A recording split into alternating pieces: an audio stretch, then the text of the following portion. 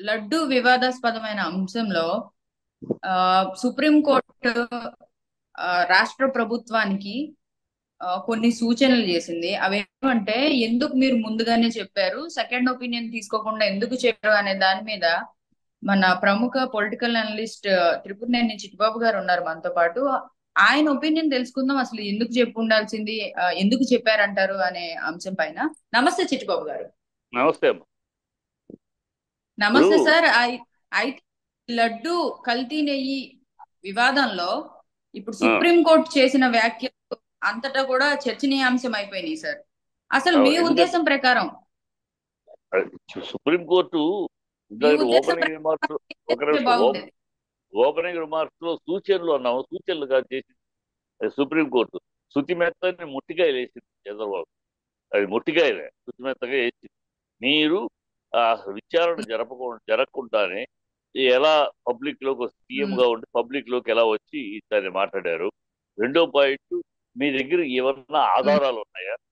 కలిసి చేరినట్టు ఆధారాలు ఉన్నాయా? ఒక పక్క మీ ఆఫీసర్ ఆ, ఆఫీసర్ ఏమో ఆ, కలిసి అన్నవి రిజెక్ట్ అయిపోయి పంపించేసామని చెప్తా ఉంటే మీరు ఒక పక్క కలిసిందని ఎట్లా చెప్తున్నారు?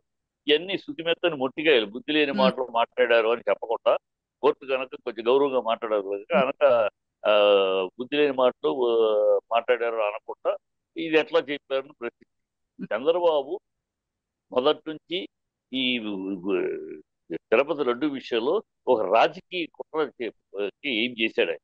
ఒక రాజకీయ కుట్ర తీసుకొద్దామని ప్రయత్నించాడు. ఎందుకంటే ప్రజలు ఎక్కడికక్కడ నిలదీస్తున్నారు. తిరుపతి ఏమైంది, అక్కడ Vizag railway zone, Vizag steel plant కార్మికులు గొడవలు చేస్తున్నారు, దాని సంగతి పట్టించుకోరేంటి, స్పెషల్ స్టేటస్ గురించి నోరు కూడా విప్పరేంటి అని ప్రజలు ఎక్కడికక్కడ ఆలోచిస్తున్నారు. ప్లస్ వరదలు వచ్చి వరదల్లో అది చేసేసి ఇది చేశారు హంగామా స్టేట్మెంట్ ఛానళ్ళు పెట్టుకుని ఓ, చెప్పడం తప్పితే అనేక మంది అక్కడ వరదల్లో ఏమీ అందకుండా ఇన్ని కోట్లు ఖర్చు పెట్టాము, అన్ని కోట్లు ఖర్చు పెట్టాము డెబ్బై మాటలు తప్పితే అన్ని కోట్లు ఖర్చు పెడితే వాటర్ 24 కోట్లు వాటర్ బాటిల్ ఖర్చు పెట్టారట. ఇంకో 150 కోట్లు, 350 కోట్లు పులిహార పొట్ల ఖర్చు పెట్టారట. వెళ్ళి లెక్కలు చెప్పడం తప్పితే ఎంతమందికి అందిని వాటర్ బాటిల్? ఫస్ట్ ఫ్లోర్ లో ఉండే వాళ్ళకి వాటర్ బాటిల్ ప్యాకెట్ కూడా లేదు, కింద గ్రౌండ్ ఫ్లోర్ లో ఉండే వాళ్ళకి మాత్రం అని చెప్పి మళ్ళీ దాంట్లో 10 మంది ఉంటే కూడా 5 ప్యాకెట్లు ఇచ్చి మీరు చదువుకోండి పంపించి వాళ్ళ పాటికి వెళ్ళిపోతారు. ఇవన్నీ ప్రజలు నిలదీస్తున్నారు. ఎక్కడెక్కడ చంద్రబాబు పరుగు పోయి ఏ, సిగ్గుతో తల వచ్చే పరిస్థితి వచ్చింది. ప్రజల దగ్గరికి వెళ్ళలేని పరిస్థితి. పవన్ కళ్యాణ్ అలాగే పవన్ కళ్యాణ్ ఎక్కడికి వెళ్తే అక్కడ ఉమ్, 32,000 అమ్మాయిలు మిస్ అయ్యారని పచ్చి అబద్ధం ఆడేవే. ల- లోక్సభలో అది ఆ, పచ్చి అబద్ధం అని చెప్పేశారు కదా. అది కూడా చెప్పింది ఎవరో కాదు, నియమితమైన బీజేపీ తరఫున బండి సంజయ్ ఆయన హోమ్ మినిస్టర్ హోదాలో చెప్పాడు వివరాలు. సో ఇంకా ప్రజలు ఎక్కడికైనా సిగ్గుందా మీకు? ఇన్ని అబద్ధాలు ఆడతారా? అబద్ధాలు రాజకీయాలకు వచ్చారు, ఇప్పటికీ ఇంకా అబద్ధాలు ఆడుతున్నారు. అబద్ధాలు ఆడుతూనే గెలిచారు, అబద్ధాలు ఆడుతూనే ఇంకా నిలదీశారు. దీన్ని తప్పించుకోవటానికి ఆ ప్రజల యొక్క ఆ, కోపం నుంచి తప్పించుకోవటానికి ఏదో ఒకటి చెయ్యాలి. అది ఇప్పుడు తిరుపతి లడ్డూని పెట్టుకుంటున్నాడు. తిరుపతి లడ్డు ఇప్పుడు నీ హయాంలోనే 14 సార్లు తిరుపతి లడ్డు ఆ ఆ నెయ్యి తిరుపతి లడ్డూకి వచ్చే నెయ్యి 14 సార్లు నీ హయాంలోనే రిజెక్ట్ చేశారు. అప్పుడు ఎవరు అడగలేదు, రొటీన్ టెస్ట్ చేస్తారు, బాగాలేదు పంపించేస్తారు, వాళ్ళకి నోటీస్ ఇస్తారు. అలాగే వైసీపీ హయాంలో 18 సార్లు. ఉమ్, ఈ 33 సార్లు నెయ్యి కల్తీ జరిగిందని ఈ 10 ఏళ్లలో పంపించారు. అది రొటీన్. అది అక్కడ ఒక సిస్టమ్ ఉంది, ఉమ్, ఒక సర్టిఫికేట్ రావాలి, వచ్చినాక 3 టెస్టులు తీస్తారు, 3 శాంపుల్స్ తీసి ఆ 3 శాంపుల్ పాస్ అయితే ఆ బండి లోపలికి వెళ్తుంది, లేకపోతే బయట నుంచి బయటికి వెళ్ళిపోతుంది. ఇది ఒక రోబస్ట్ సిస్టమ్. అది ప్రమాణమైన సిస్టమ్. మన ఏ దేవస్థానంలో లేని సిస్టమ్ మన దగ్గర ఉంది. దాన్ని కూడా వక్రీకరించి నెయ్యి ఉమ్, వెళ్ళిపోయినట్టు, కలిసిపోయినట్టు అసలు అంటానికి ఆయనకి ఏమైనా ఇంగిత జ్ఞానం ఉందా? వచ్చింది ఎప్పుడు? ఈ ఏఆర్ ఫుడ్స్ అనేవాళ్ళు సప్లై ఎప్పుడు చేశారు? ఆ 2018 నుంచి 24 దాకా వాళ్ళు ఎప్పుడు చేయలేదే. ఉమ్, మొన్న 2024లో కొత్త ఉమ్, టెండర్స్ వచ్చినప్పుడు దాంట్లో వాళ్ళు బిడ్ వేశారు, వాళ్ళకి వచ్చింది. అది ఎప్పుడు? నీ హయాంలో. వాళ్ళు పంపించింది ఎప్పుడు? ఫస్ట్ ఆ వ్యాన్లు జూన్ జూన్ 6వ తారీఖు. జూన్ 6 నుంచి 6, 14, 24 ఉమ్, వరుసగా పంపిస్తూనే ఉన్నారు.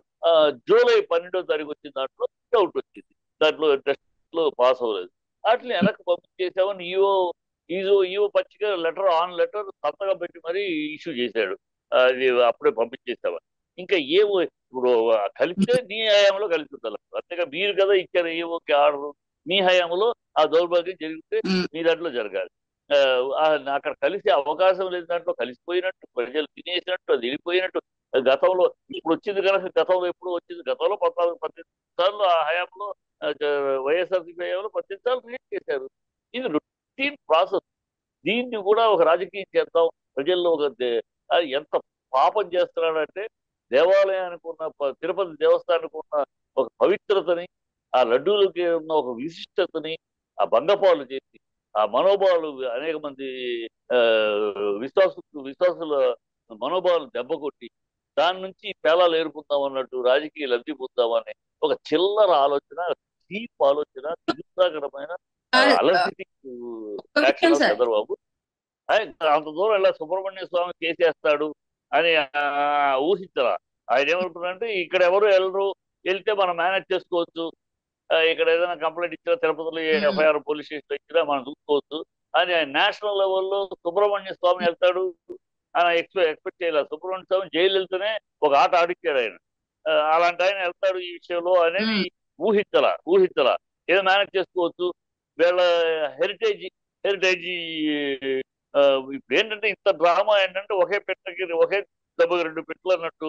రాజకీయ లబ్ధి ఒక పక్క ప్రజలను డైవర్ట్ చేయటం ఒక లాజిక్ అయితే, రెండో లాజిక్ ఇప్పుడు ఇట్లా చేసి అట్లా చేసి ఆ నెయ్యి కరెక్ట్ కాదు, ఈ నెయ్యి కరెక్ట్. హెరిటేజ్ నెయ్యి హెరిటేజ్ నెయ్యి తిరుపతి సప్లై. ఉమ్, 10 లక్షల టన్నులు, 10 లక్షల కిలోలు నెయ్యి ప్రతి 6 నెలలకి కావాలి. సో అది తన హెరిటేజ్ ద్వారా ఆ, చేసుకోవడానికి, హెరిటేజ్ లైన్ లో దింపుకోవడానికి ఇస్తున్న ఒక ఒళ్ళు కుట్ర, కుతంత్రం, అంతకన్నా ఇంకేం లేదు. అతనికి తెలియంది ఎక్కడంటే, ఇది ఎంత ఈజీగా అయిపోదు, మనం ఒక సో మాట అంటేనే అది వెళ్ళిపోతుంది గతంలో అనుకోదు. అది ఇలా వెళ్తుంది. సుబ్రహ్మణ్య స్వామి కోర్టులో వేస్తాడు, సుప్రీం కోర్టులోకి వెళ్తుంది. ఇది ఏమనుకున్నాడు, సిట్ వేస్తాం. సిట్ మనదే. సిట్ ఎవరిది? గవర్నమెంట్ది.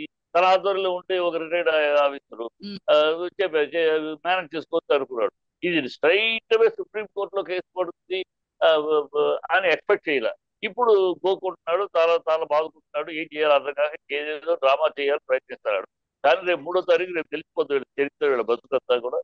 ఇది ఏమిటి అసలు, ఎక్కడ జరిగింది, ఎప్పుడు సార్ జరిగింది, మీరే జరిగింది నెయ్యి ఎప్పుడైనా లడ్డూలో కలిసిద్దా అనే దానికి ఆధారం చూపుతారు. ఏది ఎట్లా చూపిస్తారు. మొన్న ఎవరో ఇంకా వాళ్ళ తరపు లాయర్ ఒక మాట మాట్లాడారు, బుద్ధిహీనమైన మాట మాట్లాడతారు డిబేట్ లో. ఆ ఒక లారీ వచ్చింది కనుక 10 లారీలు కూడా ఆ అనుమానంతో చూడాలి. గుర్తుందా? అన్ని లారీలు టెస్ట్ చేసిన తర్వాత కదా బాగున్నాయి పంపించేశారు, బాగాలేని వెనక్కి పంపించేశారు. ఇది కదా దశాబ్ద కాలంగా జరుగుతున్న విధానం. దాన్ని ఉత్తరంగా వాగడం తప్పి, చేసిన తప్పుకి ఇప్పటికైనా క్షమాపణ చెప్పి, దేవుడి విషయంలో తొందరపడ్డాను నేను, తప్పు ఆయన క్షమాపణ చేసుకుంటే ప్రజల్లో ఒక ఇతను దొరుకుతుంది. లేకపోతే ప్రజలు అసహించుకుంటారు, కాండ్రికి ఉమ్మొస్తారు. దేవుడి విషయంలో కూడా ఇంత నీచమైన రాజకీయాలు చేస్తావు చంద్రబాబు, నువ్వు పాపిస్తోడు అని తెలుసు, కానీ దేవుడి విషయంలో కూడా ఇంత పాపాన్ని గోడిగడతావు అని ప్రజలు ఏసరించుకుంటారు, అసహించుకుంటారు, కాండ్రికి ఉమ్మొస్తారు. ఆ పరిస్థితి రాకముందే ఆయన క్షమాపణ చెప్తే బాగుంటుంది.